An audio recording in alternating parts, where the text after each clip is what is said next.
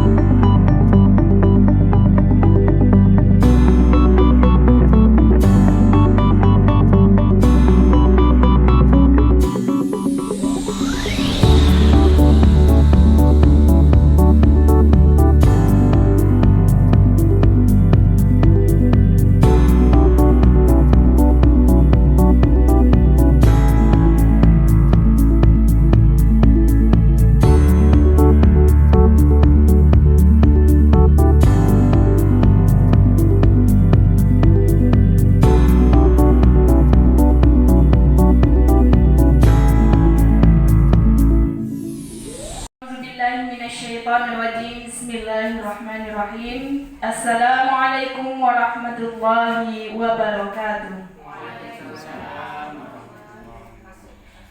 Alhamdulillahirabbil alamin. Assalatu wassalamu ala asrofil anbiya'i wal mursalin wa ala alihi wa sahbihi rasulillahi ajma'in. Amma ba'du. Pertama-tama saya mewakili Ibu Sri Hartanti mengucapkan terima kasih kepada Bapak Ibu semuanya yang sudah menyempatkan waktunya untuk ikut bergabung.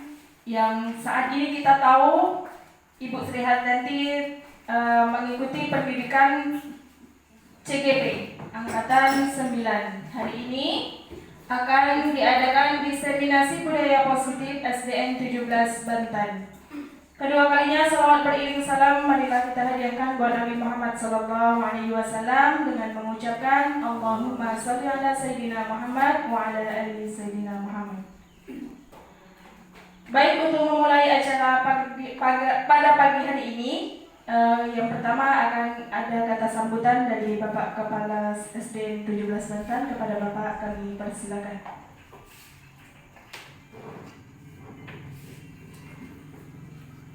Bismillahirrahmanirrahim. Assalamualaikum warahmatullahi wabarakatuh. Waalaikumsalam warahmatullahi wabarakatuh.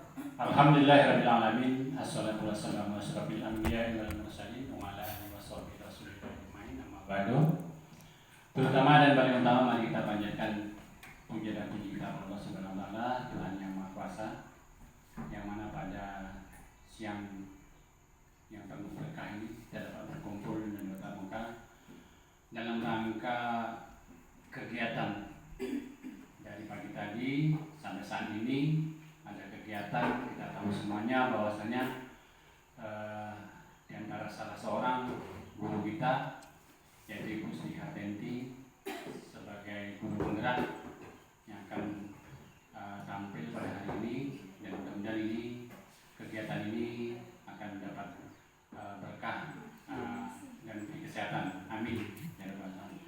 Salawat dan salam kita sampaikan pada baginda Rasul Nabi Muhammad SAW dengan ucapan Allahumma sholli ala sayyidina Muhammad wa ala ali sayyidina Muhammad.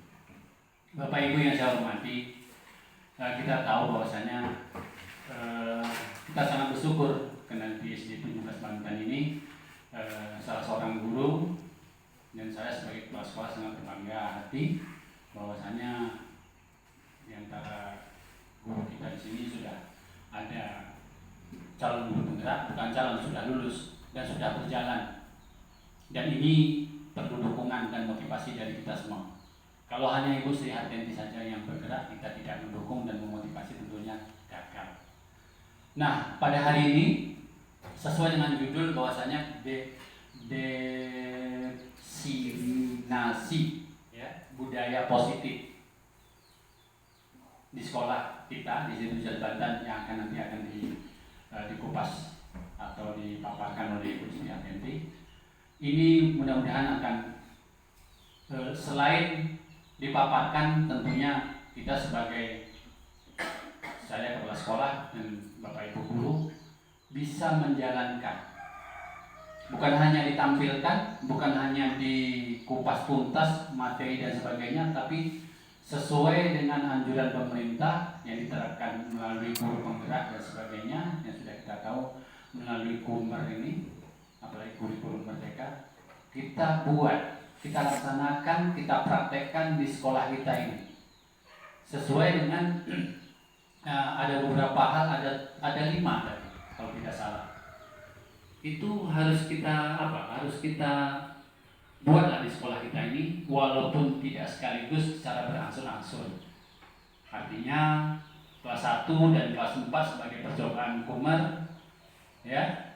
Nah, nanti akan menyusul kelas-kelas lain.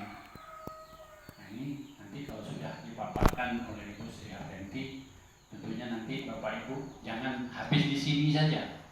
Ambil materinya, kemudian dipelajari. Kalau tidak memahami bahasa yang agak ganjil, kita tanyakan dengan beliau.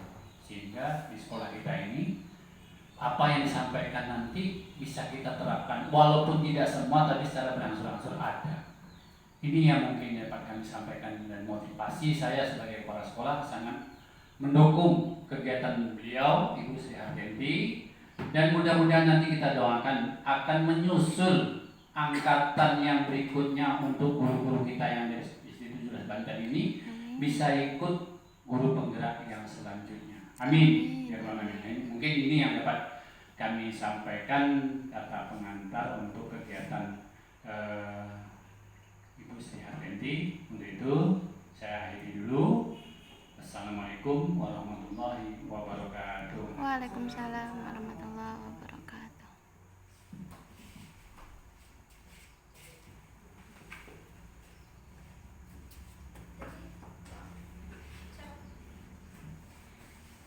Selanjutnya doa yang akan disampaikan oleh Bapak Dani Setiawan SPD. Kepada Bapak kami persilakan.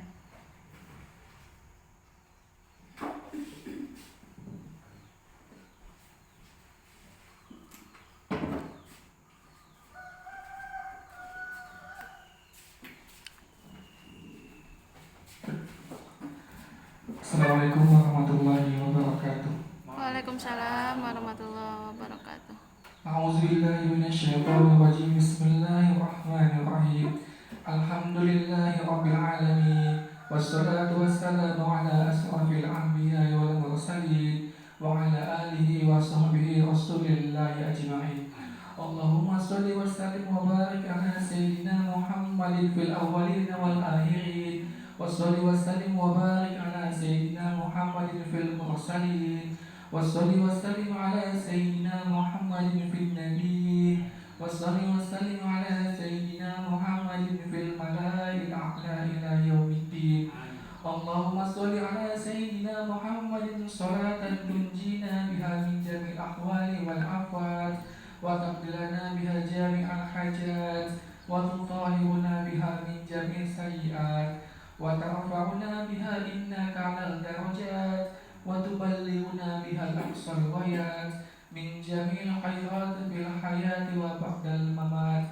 Innaka sami'un qaribun mujibu da'wat wa ya qadiyal hajat wa ya qadiyal hajat wa ya qadiyal hajat ya mujibas sa'ilin ya rabbal alamin. Allahumma ighfir lana dhunubana wa liwalidayna warhamhuma kama rabbayana shaghira wa li jami'il muslimina wal muslimat wal mu'minina wal mu'minat al ahya'i minhum wal amwat bi rahmatika ya arhamar rahimin.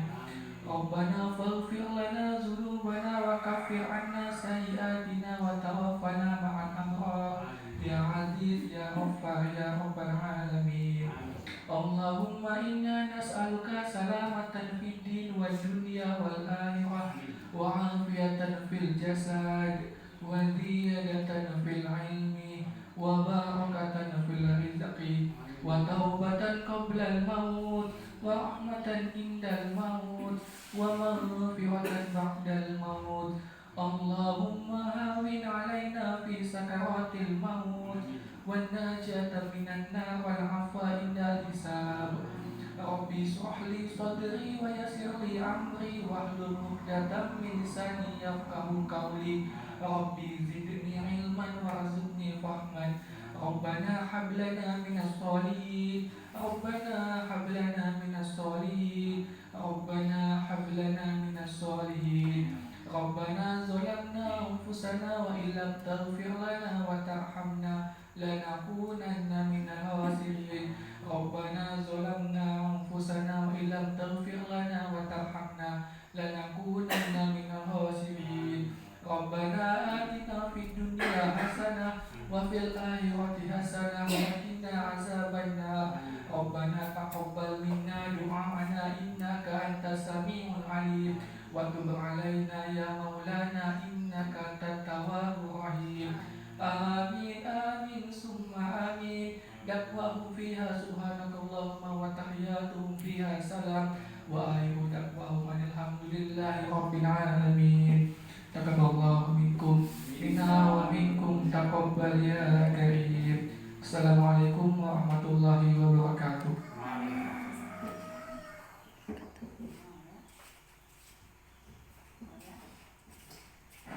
Amin amin ya robbal.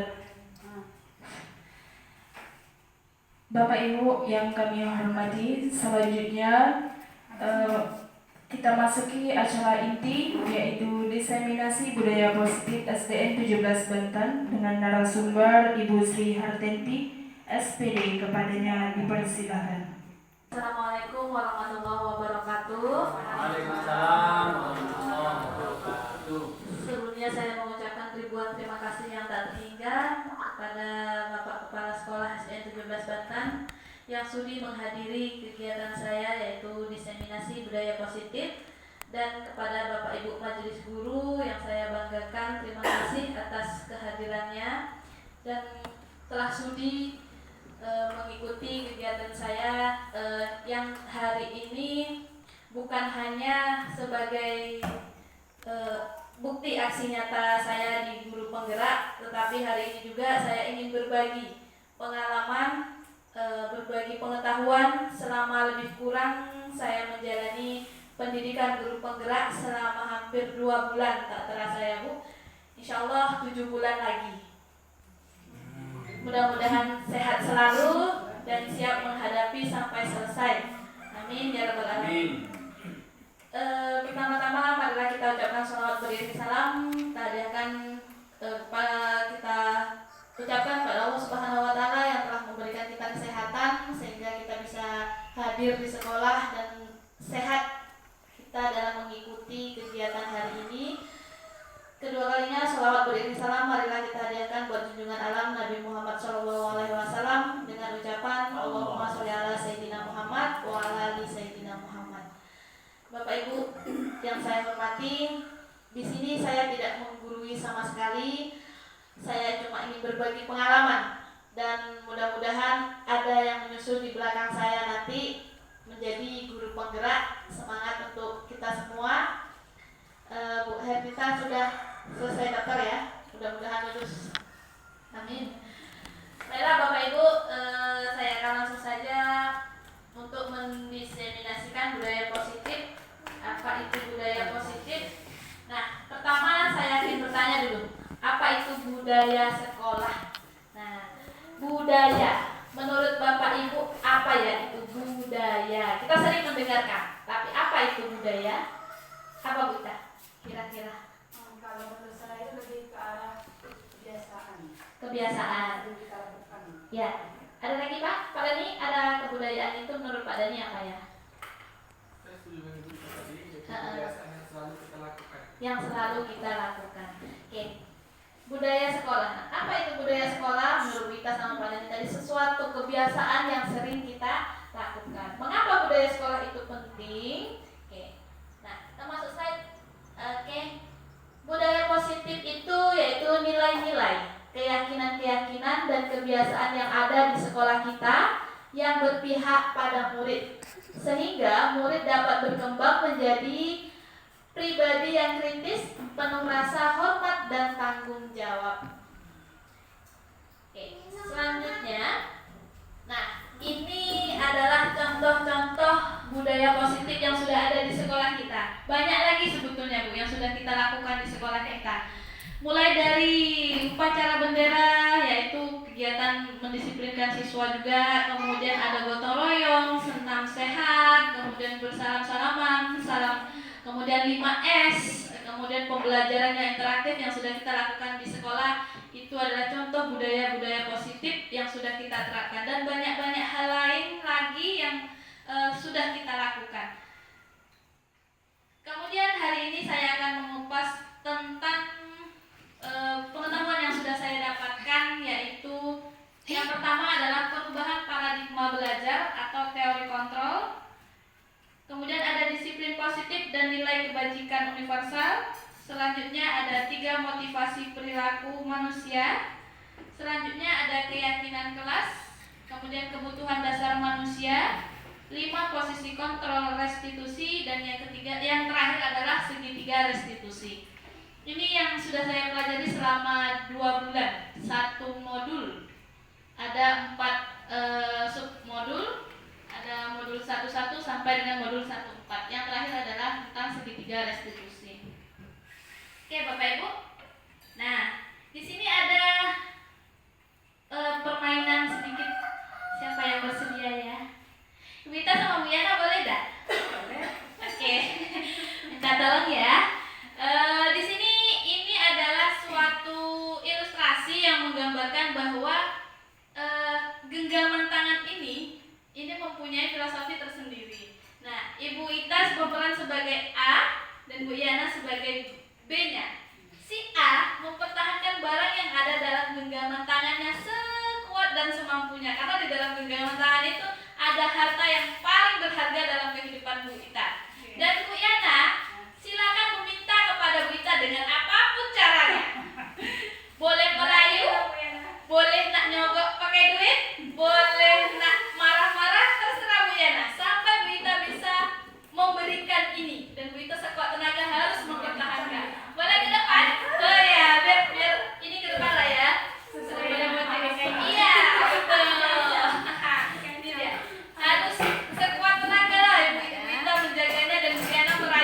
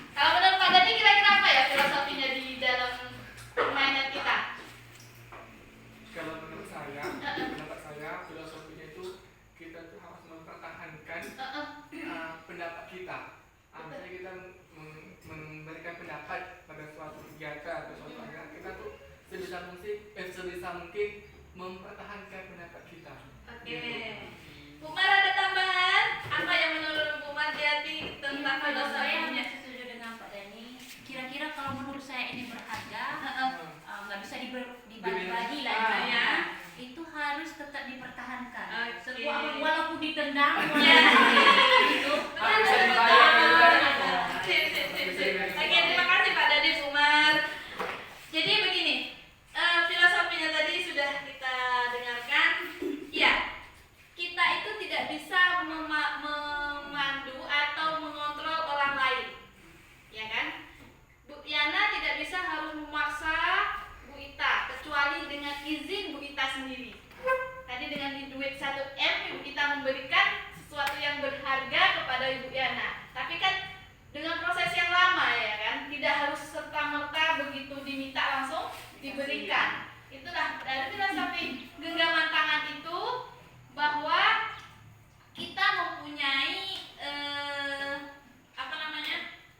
mempunyai keinginan yang tidak bisa dibeli ataupun ditukar dengan barang lain, yang hak yang kita punya, yang kita pertahankan. Jadi sekuat tenaga kita juga tidak bisa mengontrol orang lain. Kita yang mengontrol diri kita sendiri.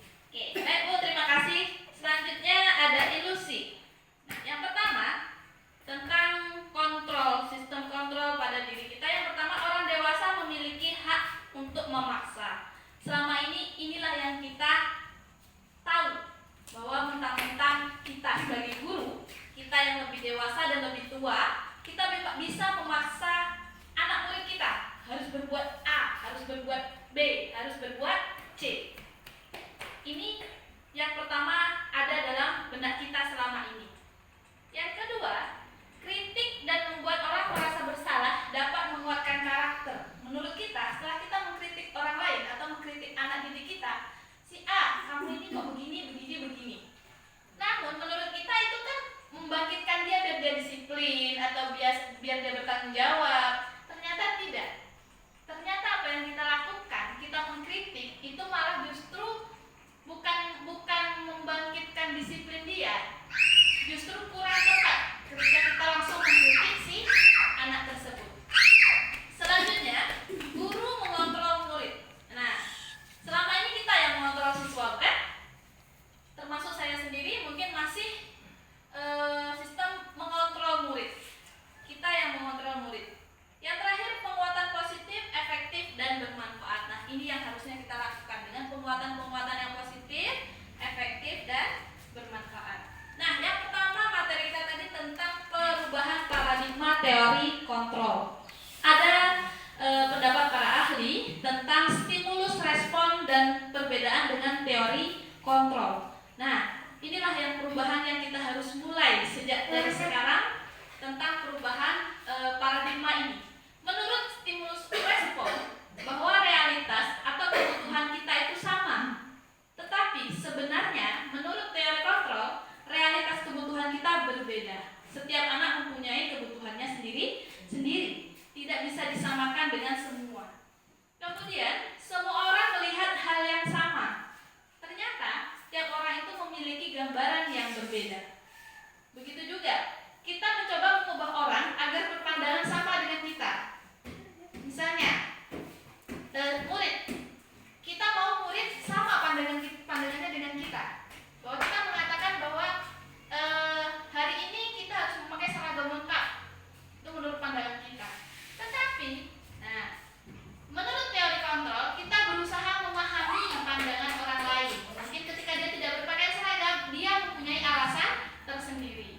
Nah, perilaku buruk dilihat sebagai suatu kesalahan. Itu pasti ya, Pak. Apapun kesalahan yang dilakukan anak, menurut kita perilaku buruk yang dilakukan anak, itu pasti kita langsung ngejek, kamu salah, kamu tidak benar, dan kamu begini dan begitu. Ternyata, semua perilaku mereka itu memiliki tujuan. Dia berbuat pasti ada tujuannya. Mengapa saya terlambat? Mengapa saya tidak mengerjakan PR? Mengapa saya melakukan ini dan itu? Dia punya alasan. Ketika kita tanya secara pendekatan lebih baik, dia akan mengakui kenapa dan mengapanya dia mempunyai alasan tersendiri. Kemudian orang lain bisa mengontrol saya. Nah, dari contoh nyata tadi yang sudah dilakukan oleh Bu Hernita dan Ibu Suryana, bahwa sebenarnya tidak bisa kita mengontrol orang lain. Kitalah yang mengontrol diri sendiri. Nah, saya bisa mengontrol orang lain. Itu pada stimulus level. Sedangkan pada teori kontrol, model berpikir kita itu masing-masing, beda-beda. Jalan pikiran kita pasti beda-beda. Selanjutnya makna disiplin. Oke, Ibu Pep tanya ya. Kalau menurut Ibu Pep, apa itu disiplin ya, Bu Pep? Menurut Bu Pep? Ya, disiplin. Tepat waktu. Pokoknya mematuhi aturan-aturan ya. Oke. Nah, kita kupas tentang masalah disiplin positif. Nah, makna disiplin. Menurut Bapak Pendidikan kita, Ki Hajar Dewantara menyatakan bahwa di mana ada kemerdekaan, disitulah harus ada disiplin yang kuat. Sungguh pun disiplin itu bersifat self-disiplin, yaitu kita sendiri yang mewajibkan kita dengan sekeras-kerasnya, tetapi itu sama saja. Sebab, jikalau kita tidak cakap melakukan self-disiplin, wajiblah penguasa lain mendisiplinkan diri kita. Dan peraturan demikian itulah harus ada dalam suasana yang merdeka. Itu menurut Ki Hajar Dewantara tentang pemikiran konsepsi keteladanan sikap merdeka, cetakan kelima tahun 2013. Nah, menurut pendapat lain, yaitu menurut Dien, menyatakan bahwa arti dari kata disiplin berasal dari bahasa Latin, yaitu disciplina, yang artinya belajar. Kata disiplina juga berasal dari akar kata yang sama, yaitu disipl, atau murid atau pengikut. Untuk menjadi seorang murid atau pengikut, seorang harus paham betul alasan mengapa mereka mengikuti suatu aliran atau ajaran tertentu, sehingga motivasi yang terbangun adalah motivasi intrinsik, bukan ekstrinsik. Oke. Nah, di dalam disiplin positif itu ada nilai-nilai kebajikan atau nilai kebajikan universal. Kebajikan universal itu kebajikan yang mendasar pada setiap manusia. Seorang yang memiliki disiplin diri berarti mereka bisa bertanggung jawab terhadap apa yang dilakukannya, karena mereka mendasarkan tindakan mereka pada nilai-nilai kebajikan universal. Apa saja nilai kebajikan universal? Yang pertama, sesuai dengan profil pelajar Pancasila, beriman, bertakwa kepada Tuhan Yang Maha Esa, berakhlak mulia, berkebinekaan global, gotong royong, mandiri, kreatif, dan bernalar kritis. Nah, dari profil pelajar Pancasila ini banyak lagi penjabarannya, nilai-nilai kebajikan yang ada di dalamnya. Oke, kemudian makna disiplin yang positif yang kedua, yaitu disiplin positif merupakan salah satu cara penerapan disiplin yang bertujuan untuk menumbuhkan kesadaran serta memberdayakan murid untuk melakukan sesuatu tanpa ada ancaman, hukuman, atau penghargaan. Jadi ketika kita ingin mendisiplinkan murid, tidak harus dengan hukuman, tidak harus dengan ancaman, dan juga penghargaan. Nah, kata penghargaan selama ini menurut kita itu bagus ya Pak, membangun rasa keingintahuan mereka semakin tinggi, kemudian kemauannya, membangun motivasinya, ternyata kurang tepat. Nah, di sini juga saya banyak belajar tentang hal-hal seperti ini. Yang pertama, yang selanjutnya yaitu motivasi perilaku manusia. Ada 3 motivasi dalam diri manusia. Yang pertama yaitu ada ekstrinsik yang terbagi atas 2 hal. Yang pertama yaitu untuk menghindari ketidaknyamanan atau hukuman. Nah, motivasi ini contohnya begini. Ketika apel, Anda kan banyak tuh pakai seragam lengkap, ya kan? Jika kita tanya kenapa mereka berpakaian lengkap, mungkin 1 atau 2, 3 orang yang mengatakan itu atas kesadaran dirinya. Pasti dia bilang takut dihukum, takut disuruh ke depan, ya kan? Malu, takut dihukum mungut sampah. Itu jawaban dari anak. Itu masih termasuk motivasi ekstrinsik dari luar karena dia takut akan hukuman. Yang kedua, ekstrinsik yang kedua, untuk mendapatkan imbalan atau penghargaan. Contoh, kita sebagai guru, kita rajin mengikuti semua kegiatan, kita rajin mengikuti pelatihan, tapi tujuannya hanya untuk mendapat pujian dari kepala sekolah, dari teman-teman, ataupun mendapat keistimewaan di mata teman-teman yang lain. Nah, itu juga motivasi dari ekstrinsik, tidak dari dalam dirinya, hanya setakat mengharapkan imbalan atau penghargaan. Yang terakhir, intrinsik. Nah, ini yang harus kita tanamkan ke dalam diri siswa kita. menjadi orang yang mereka inginkan dan menghargai diri sendiri dengan nilai-nilai yang mereka percaya. Jadi tidak ada paksaan atas kemauan diri sendiri. Itu yang ada motivasi dari intrinsik. Oke, selanjutnya, saat kita berulang kali menjanjikan hadiah kepada anak-anak agar berperilaku bertanggung jawab, atau kepada seorang murid agar mempelajari sesuatu yang baru, atau kepada seorang karyawan agar melakukan pekerjaan yang berkualitas, kita sedang berasumsi mereka tidak dapat melakukannya atau mereka tidak akan memilih untuk melakukannya menurut Alficon. Nah, ini berhubungan dengan penghargaan. Yang awalnya kita melakukan penghargaan atau membuat penghargaan itu agar anak termotivasi, justru karena penghargaan itu kita merasa anak itu tidak bisanya karena ada penghargaan. Nah, itulah yang menjadi PR kita. Mungkin kita selama ini masih memberikan iming-iming kepada siswa bahwa siapa yang bisa. Nah, ini ibu ada hadiah, ibu ada pena, ada pensil, ada jajan atau sebagainya. Sebetulnya menurut kita itu bagus, tapi itu membuat ketergantungan kepada siswa-siswa kita. Dia tidak akan mau melakukannya kalau tidak ada hadiahnya. Oke. Nah, ini dia Pak Bu yang saya bicarakan tadi, hukuman, konsekuensi, dan restitusi. Kita bahas apa itu hukuman, apa itu konsekuensi, dan apa itu restitusi. Nah, yang pertama itu hukuman bersifat satu arah dari pihak guru yang memberikan tanpa melalui kesepakatan. Hukuman yang diberikan bisa berupa fisik maupun psikis. Nah, hukuman ini bukan sering ya. Maksudnya selalu kita lihat, gitu kan? Ketika anak melakukan kesalahan, langsung kamu salah, kamu harus dihukum, bungut sampah, cuci WC, itu adalah hukuman secara langsung oleh gurunya. Tidak ada kesepakatan tidak ada menanyakan ke murid itu kamu mau tidak, begitu loh. Langsung si guru mengatakan kepada murid bahwa kamu harus begini, kamu harus dihukum, kamu harus bungut sampah, kamu harus keliling lapangan, dan sebagainya. Itu adalah hukuman. Konsekuensi sudah disepakati dengan murid.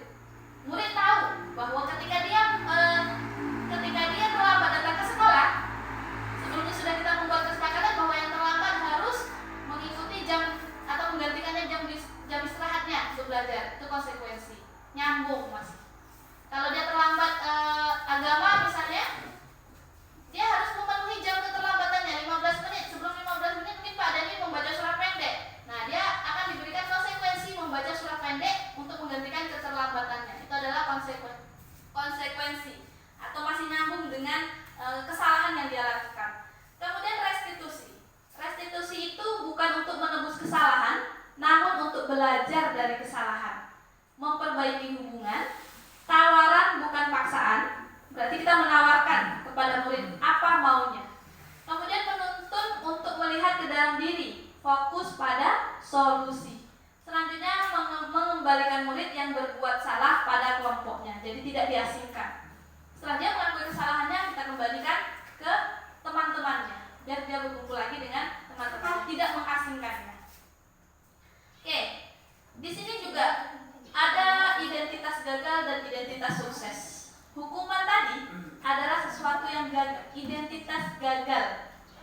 Ketika kita melakukan hukuman, itu adalah identitas gagal. Dulu ketika kita sekolah, sering kita ya, kalau hukuman, ya sering pakai rol, lempar penghapus, lempar kapur, disuruh keliling lapangan, disuruh catat buku sampai habis, saya terlambat sampai penuh. Itu dulu. Nah, sekarang kita mulai sedikit demi sedikit. Tidak harus 100%, minimal kita dapat 60% mulai bergerak, mengubah mindset kita tentang hukuman, konsekuensi, dan restitusi.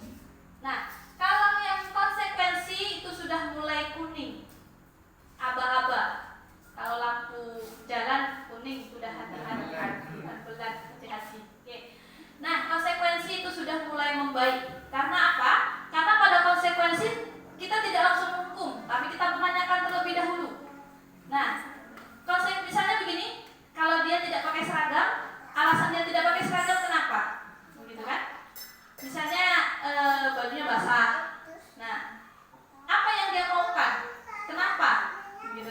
misalnya Bu, minggu depan saya misalnya nyucinya lebih awal biar kering gitu kan.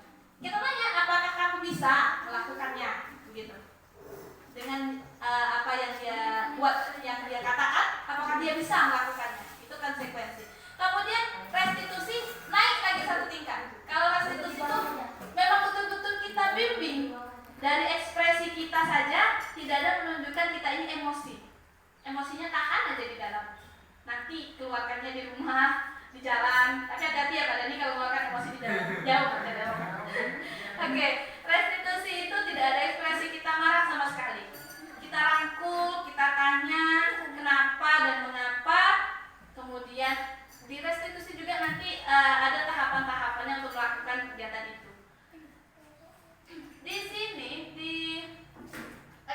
ada poin ini, di sini ada peraturan membedakan hukuman, konsekuensi dan restitusi. Nah, ketika kita melakukan hukuman, kita akan mengatakan kepada murid, peraturannya adalah kita masuk pukul 7. Ya kan? Nah, kamu harus datang sebelum pukul 7. Itu yang kita lakukan. Kemudian di situ ada peraturannya adalah memakai sepatu hitam. Kamu harus. Ada kata kamu harus.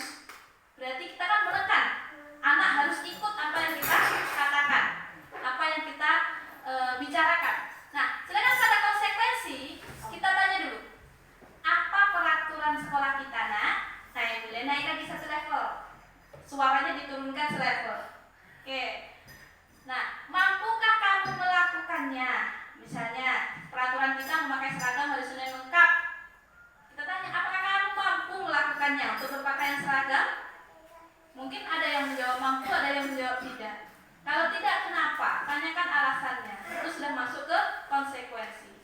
Nah, kalau di restitusi, kita menanyakan keyakinannya. Kamu yakin bisa pakai seragam setiap hari Senin? Nanti kan dia menjawab, saya yakin Bu, gitu kan? Saya akan berusaha untuk memakai pakaian seragam lengkap, gitu kan? Apa yang bisa kamu lakukan untuk memperbaiki masalah ini? Mungkin dia bilang saya akan minta beli topi atau minta beli dasi sama orang tuanya. Nah, di situ kita sudah mulai membuat restitusi dari awal, pelan. Kita tanyakan kenapa, mengapa. Oke, mungkin mulai ini kita berangsur-angsur, tidak 100%, tapi kita sudah tahu dengan cara-cara yang harus kita lakukan. Mudah-mudahan ada perubahan. Nah, selanjutnya restitusi. Restitusi itu bukan untuk mencari kesalahan, namun untuk belajar dari kesalahan. Kita tidak mencari kesalahannya, tapi kita belajar dari kesalahan yang telah dilakukan. Kemudian restitusi itu memperbaiki hubungan. Nah, ketika kita melakukan hukuman, anak akan merasa dendam, pasti. Apalah ini, marah-marah aja. Tak tahu nih orang nih, awak sepatunya basah, tadi malam hujan, rumah bocor, ibaratnya begitu kan. Anak akan merasa marah dengan kita, sebab kita tidak menanyakan kenapa alasannya, langsung kita marah-marah.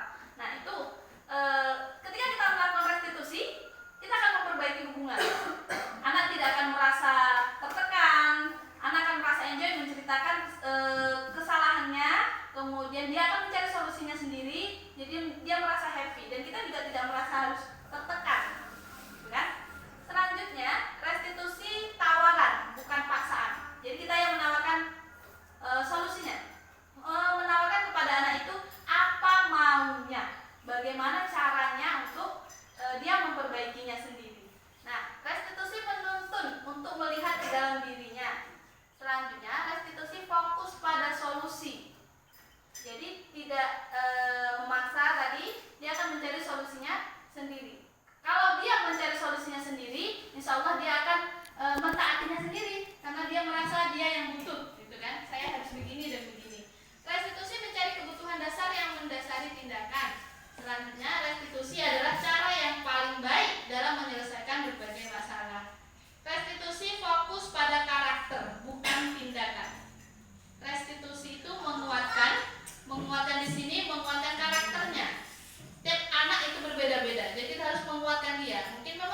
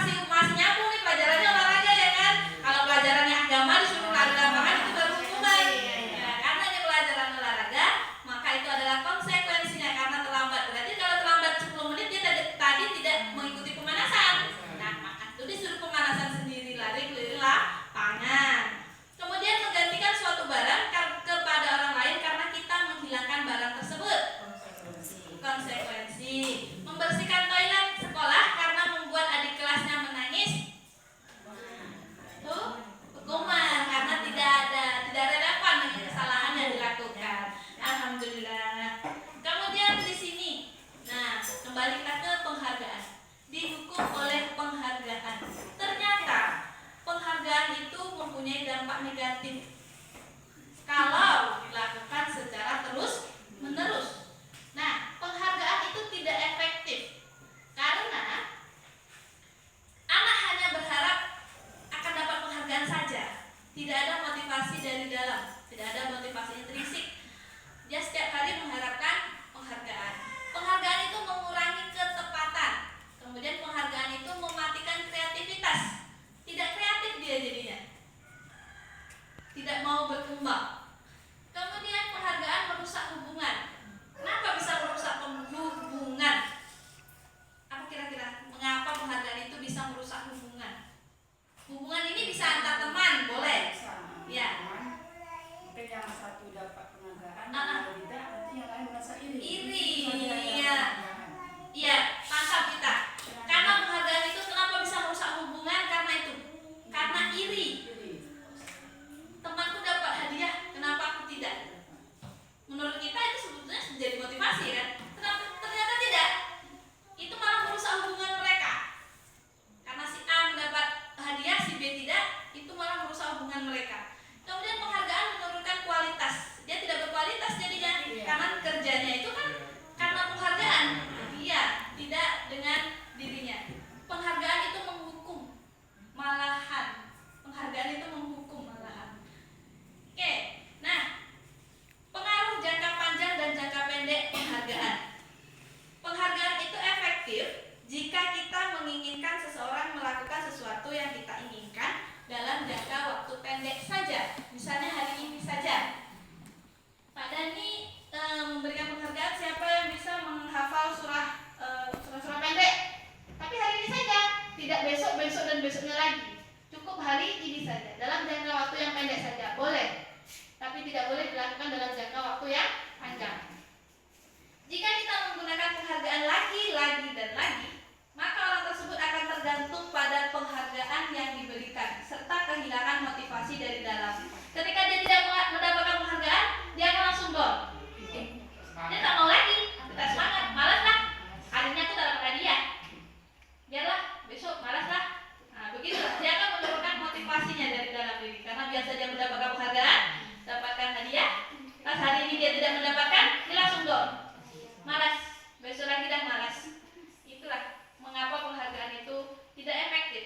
Kemudian jika kita mendapatkan penghargaan untuk melakukan sesuatu yang baik, maka selain kita senantiasa berharap mendapatkan penghargaan tersebut lagi, kita pun menjadi tidak menyadari tindakan baik yang kita lakukan. Kita tidak menyadari kalau kita itu melakukan tindakan baik karena sudah ditutupi dengan hadiah. Karena sudah ditutupi dengan hadiah lagi, jadi kita sendiri tidak bisa, anak sendiri tidak bisa bahwa dia sudah melakukan kegiatan yang baik atau melakukan tindakan yang baik. Yang keempat tentang keyakinan kelas, dan saya yakin semua ibu-ibu sudah melakukannya, sudah mulai, setidaknya sudah tahu tentang keyakinan kelas. Kenapa keyakinan kelas? Apa perbedaan keyakinan kelas dengan kesepakatan kelas dan peraturan kelas? Oke, berbeda ya Bu antara keyakinan, kesepakatan, dan peraturan. Dari level yang paling bawah itu adalah peraturan kelas. Peraturan kelas itu misalnya peraturan itu dibuat oleh guru itu sendiri, tidak melibatkan siswa. Peraturan itu dibuat oleh guru sendiri, tidak melibatkan siswa. Dan ketika kita membuat peraturan kelas, belum tahu kalau siswa itu setuju dengan peraturan yang kita buat. Kalau dia tidak setuju, berarti dia merasa terpaksa melakukan peraturan tersebut. Nah, di atas peraturan kelas kita membuat kesepakatan kelas. Seperti apa kesepakatan kelas itu? Nah, kesepakatan kelas itu kita sepakat dengan anak, dengan siswa. Langsung kita menanyakan kepada siswa. Siswa itu sendiri yang menuliskan kesepakatan apa yang dimau. Misalnya kalau kelas 1 mungkin apa Bu kemarin? Kalau kelas 1 Saya sekarang ini membuka sepatu waktu Oh, sekolah. ya, Di dalam kelas ya bicaranya harus pelan-pelan. ya berarti udah sopan santun ya Bu ya. Nah, pokoknya sepakat apa yang udah bisa menulis dia tulis terus sendiri. Oke. Tertib saat Oh, belajar. ya. Ditulis yang udah bisa menulis. Oke, mantap. Berarti sudah melakukan kesepakatan kelas. Nah, kesepakatan kelas itu yang nampak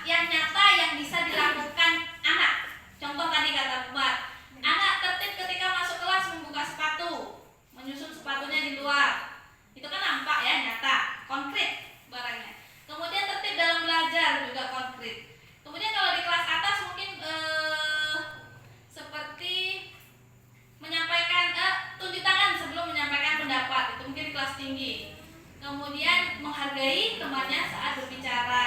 Kapan lagi Bu? Min. Kesepakatan kelas.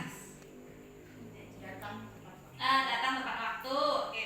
Nah, setelah kita membuat kesepakatan kelas, berarti ketika ada 20 siswa di dalam kelas itu maka ada 20 kesepakatan kelas.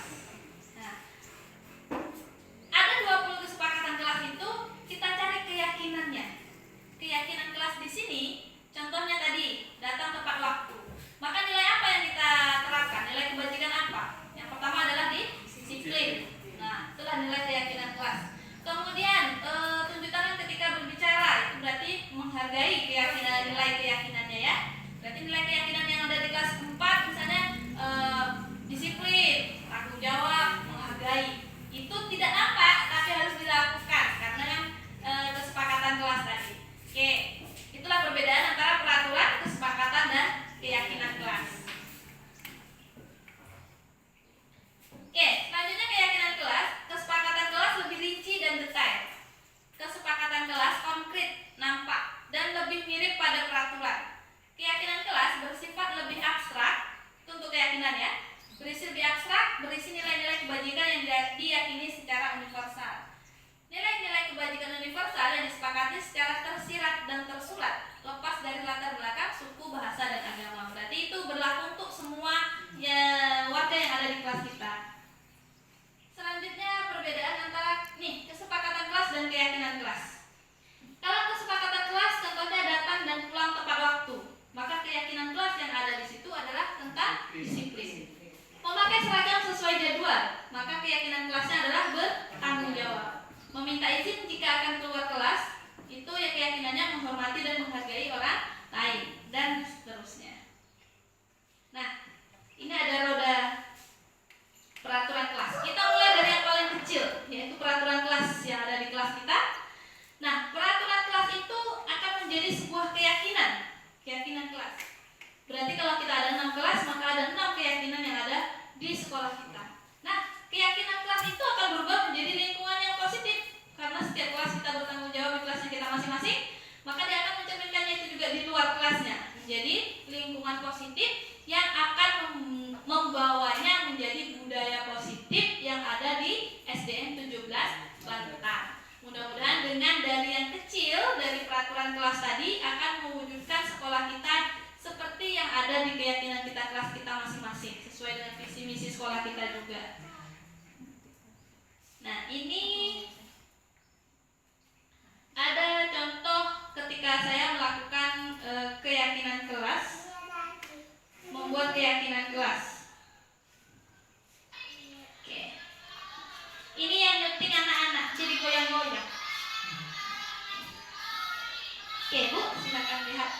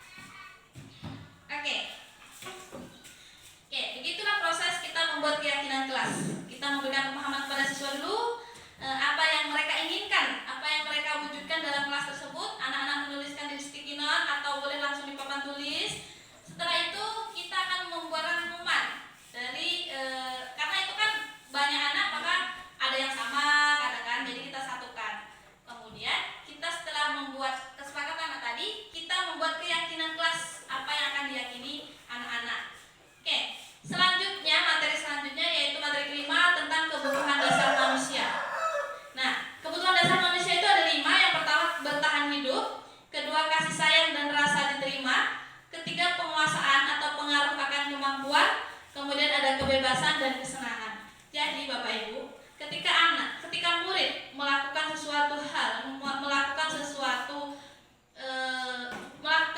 tingkah laku mereka. Contohnya, ketika dia di kelas, seperti kelas 3 tuh si Jalil ya, dia guling-guling di depan. Ketika dia belajar, apa kira-kira kebutuhan yang ingin kita tahu? Nah, apakah dia ingin bertahan hidup, atau ingin kasih sayang, atau dia ingin kebebasan atau kesenangan, atau ingin penguasaan? Kebebasan ya. Makanya dia guling-guling di depan kelas. Dia pengen bebas. Ya betul tuh Pak Dani. Dia pengen bebas. Sebenarnya begitu. Ada kebutuhan yang tidak terpenuhi di lingkungan dia, di keluarganya. Mungkin dia kurang kasih sayang, mungkin dia pengen bebas karena di rumah tidak bebas. Ketika dia di sekolah dia melakukan itu, keluar masuk, guling-guling, ya kan? Dia pengen bebas. Nah, di situ kita harus mengamatinya juga, gitu kan? Nah, seperti kelas 5 ada tuh, dia pengen dia ini. Kalau kita pakai intan payung, nah, dia itu butuh perhatian, butuh kasih sayang.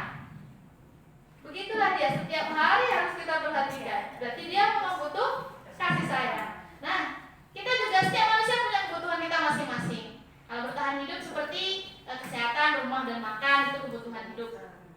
Kasih sayang dari pasangan, dari teman, dari semua keluarga, kita juga butuh kasih sayang dan rasa diterima, khususnya di masyarakat ataupun dimanapun kita butuh diterima. Kemudian penguasaan, pengaruh akan kemampuan. Jadi kita itu mampu. Jadi kita harus merasa diakui. Oh, Pak Dani ini bisa begini. Ya, kita juga harus menghargainya.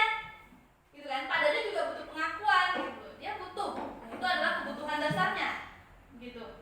Kemudian kebebasan. Kebebasan itu dia suka mencoba-coba, banyak gerak. Nah, jadi kalau di kelas itu banyak gerak anaknya, berarti dia butuh kebebasan. Ya, ada itu contohnya ya, contoh nyatanya ada. Berarti dia butuh kebebasan di situ. Dia butuh senang-senang. Nah, tidak terlalu open dengan orang, suka-suka dia aja lah, gitu kan? Itu dia butuh kebebasan. Kemudian dia butuh kesenangan, mencari kesenangan seperti bermain di kelas, gitu kan? Tertawa, itu dia butuh kesenangan. Itu adalah 5 kebutuhan dasar. Nah, keenam ada 5 posisi kontrol. Kita sebagai guru itu punya 5 posisi kontrol. Tergantung kita maunya seperti apa. Yang pertama itu adalah penghukum. Penghukum itu tidak tanyakan dulu seperti restitusi tadi, tidak pakai nanya dulu, langsung dihukum dengan membentak-bentak. Kamu ngapa terlambat? Begini kan dengan gaya ekspresinya yang cekak-cekak, dengan yang kalau papa dan ising baju. Nah, itulah ada posisi penghukum. Tidak perlu nanya dulu ke anak, langsung marah-marah. Itu adalah posisi penghukum. Posisi terendah dalam posisi kontrol. Selanjutnya ada pemantau. Nah, di sisi pemantau ini masih naik 1 level dari posisi penghukum. Nadanya agak diturunkan sedikit. Andi, ngapa kamu terlambat, nak? Nah, kalau tadi tidak, Andi, kamu terlambat. Jam berapa sekarang? Itu adalah posisi penghukum. Ketika menjadi posisi pemantau, agak turun sedikit, slow sedikit. Andi, kamu ngapa terlambat hari ini? Dan jam berapa sekarang? Itu pemantau. Kemudian ada pembuat merasa bersalah. Andi, sinilah. Kamu tahu tak hari ini terlambat? Kamu tahu tak kalau kamu terlambat nanti ibu dimarah dengan kepala sekolah. Ibu piket hari ini. Ibu ini dah cukup baik lah dengan Andi. Itu kita membuat anak itu merasa bersalah. Itu di level ketiga. Kemudian ada posisi teman. Kalau posisi teman itu enjoy Pak, Bu, enjoy. Kita panggil anaknya, Andi, sinilah. Sambil ketawa-ketawa, kita tanyakan, kenapa ini terlambat? Bangun siang ya? Nah, dengan ekspresi kita sebagai teman, itu posisi teman. Yang santuy. Yang paling level tertinggi itu adalah manajer. Manajer itu adalah posisi tertinggi. Kalau di manajer ini kita sudah menerapkan restitusi dengan menanyakan sebab dan akibatnya dan cara mereka mengatasi permasalahan.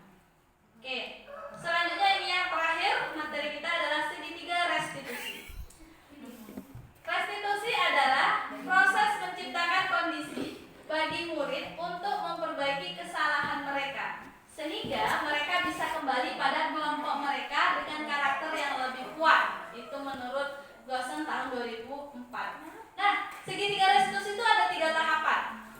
Yang pertama, menstabilkan identitas, yaitu setiap orang pasti pernah melakukan kesalahan. Kamu bukan satu-satunya yang pernah melakukan ini. Contohnya, ketika anak bertengkar dengan temannya. Nah, ketika bertengkar itu juga tidak satu pihak yang kita selesaikan, tapi kedua-duanya. Ketika anak bertengkar dengan temannya, kita akan menanyakan terlebih dahulu, menstabilkan identitasnya.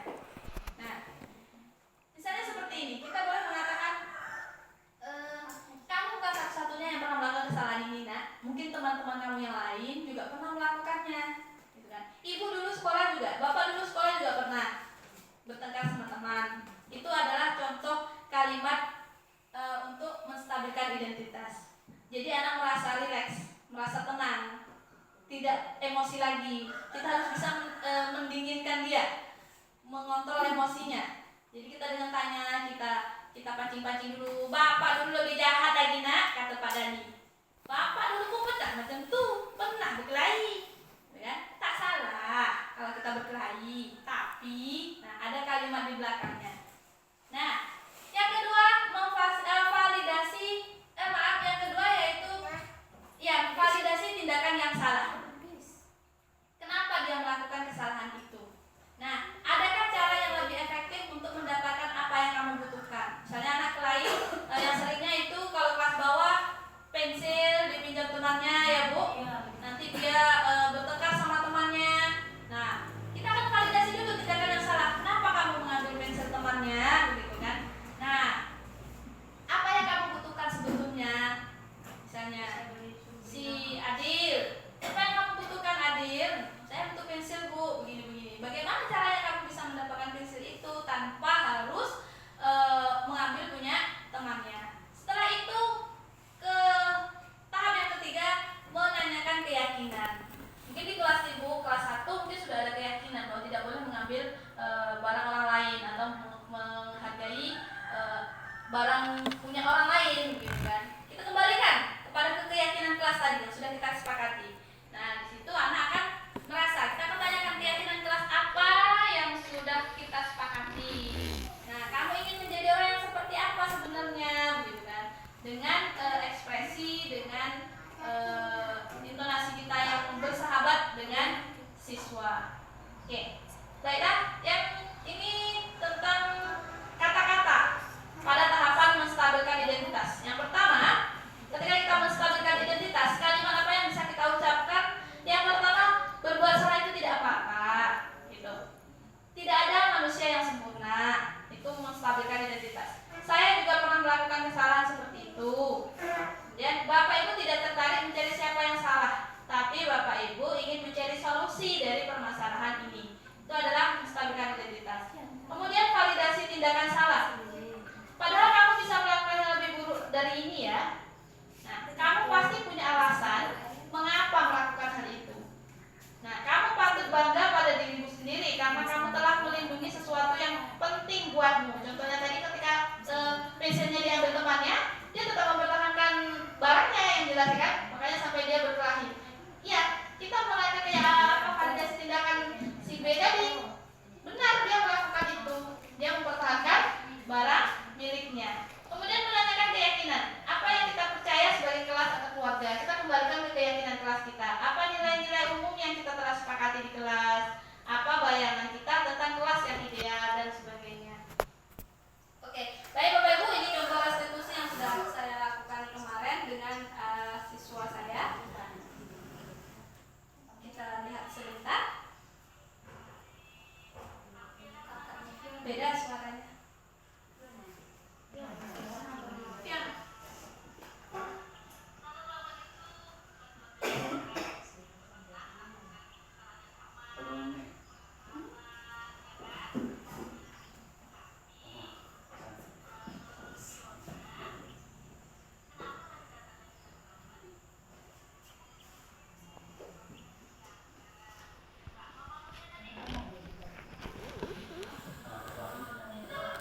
Ini tentang kasus terlambat bangun kesiangan.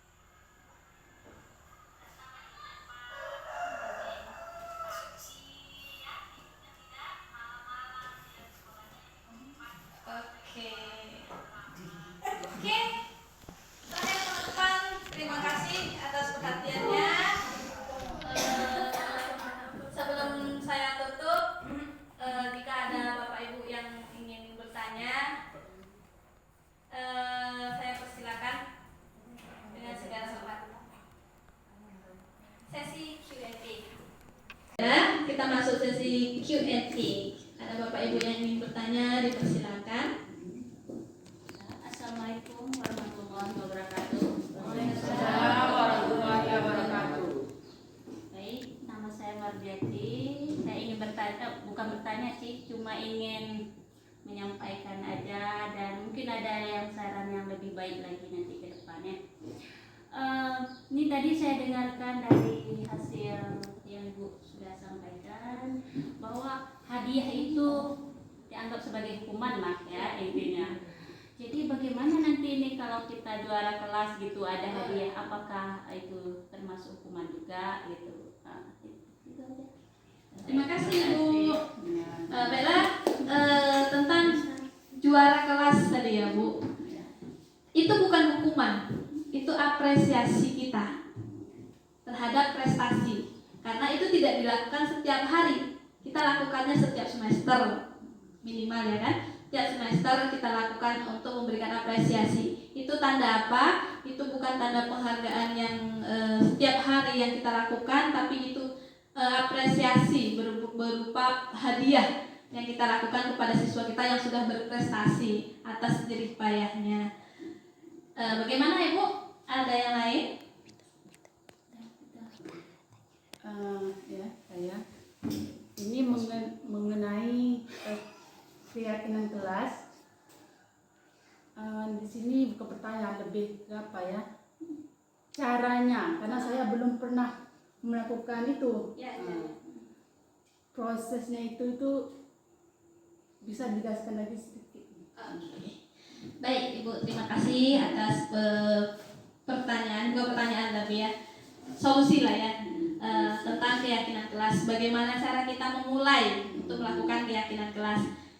Yang pertama itu tadi kita akan memulainya dengan ini.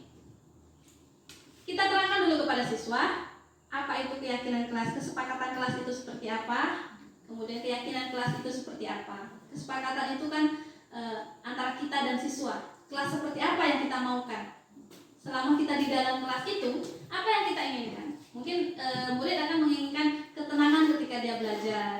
Silakan anak mengekspresikan keinginan mereka dalam misalnya kita buat dalam sticky note, tempel-tempel boleh, langsung ditulis di papan tulis juga boleh karena udah kelas tinggi ya, udah bisa. Mau ditulis di kertas juga boleh, nanti kita kumpulkan, kemudian dirangkum. Yang sama itu mana? Kemudian setelah membuat anak menulis sendiri-sendiri, nah kita sebagai guru harus membuat kembali. Kita akan kesepakati bersama dengan siswa keyakinan seperti apa. Misalnya disiplin, tanggung jawab, saling menghormati. Nah, kesepakatan kelas itu juga kita harus tempelkan di dinding agar anak bisa melihat setiap hari.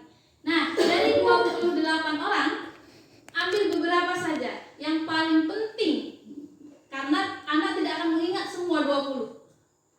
Oke, paling sedikit 5 keyakinan kelas yang bisa kita terapkan di kelas. Jadi anak tidak perlu menghafal banyak-banyak, ya, karena mungkin semuanya hanya sama, cuma cara mengungkapkannya berbeda.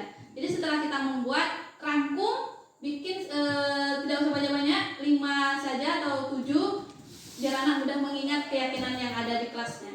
Nah, sudah ditempel, nah itu yang akan kita sosialisasi terus setiap hari. Kita ingatkan, kemudian ketika anak melakukan kesalahan atau apa, kita kembalikan ke keyakinan kelas yang telah dibuatnya tadi. Mungkin begitu kita mulai dari sekarang ya Bu ya. Mudah-mudahan bisa, insyaallah. Oke, baiklah Bapak Ibu, sekali lagi saya mengucapkan ribuan terima kasih atas partisipasinya, dan saya mohon maaf segala kekurangan.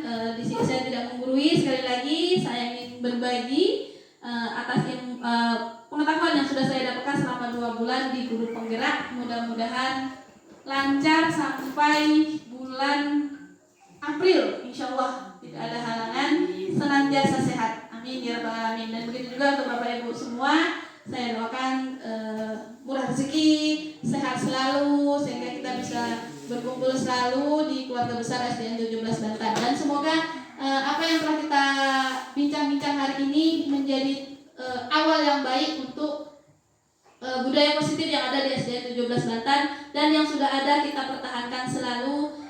Semoga akan terus menjadi citra bagi SDN 17 Bantan. Sekali lagi terima kasih. Akhir kata, Assalamualaikum warahmatullahi wabarakatuh.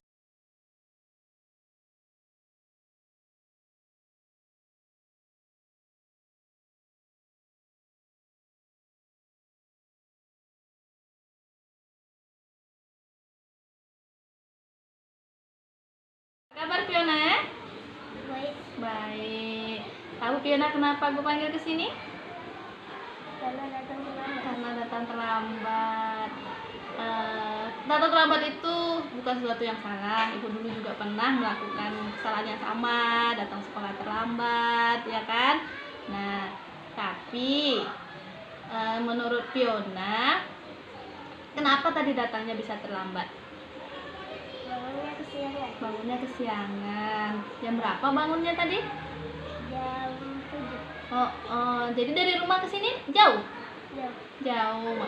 Jadi bagaimana caranya kalau biar tidak terlambat besok lagi? Bangun pagi. Bangun pagi. Selain bangun pagi, Mandi. mandi lebih cepat ya.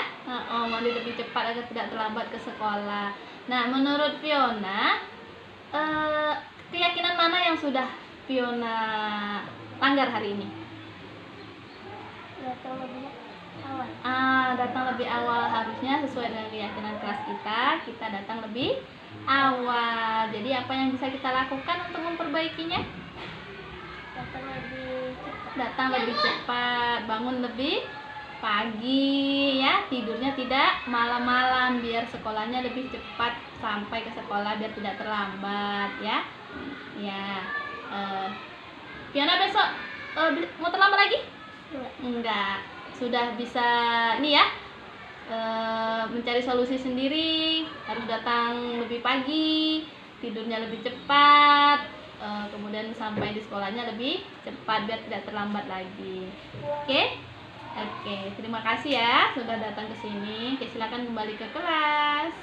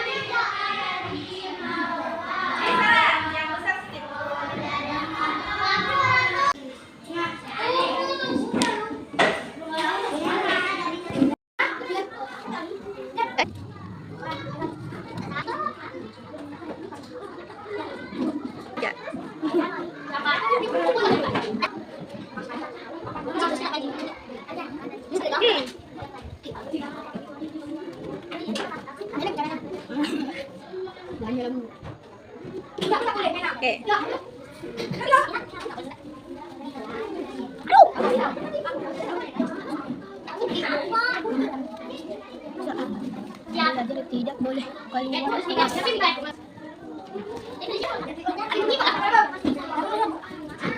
Oke.